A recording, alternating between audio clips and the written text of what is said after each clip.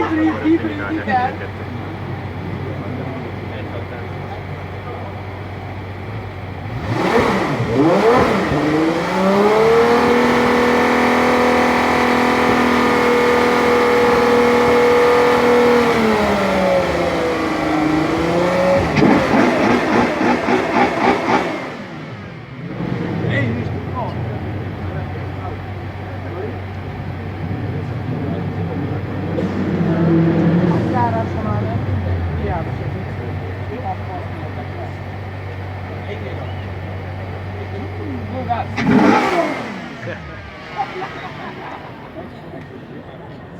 Sorry, I have to go.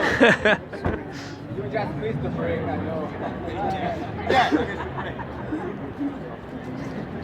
Bye. Bye.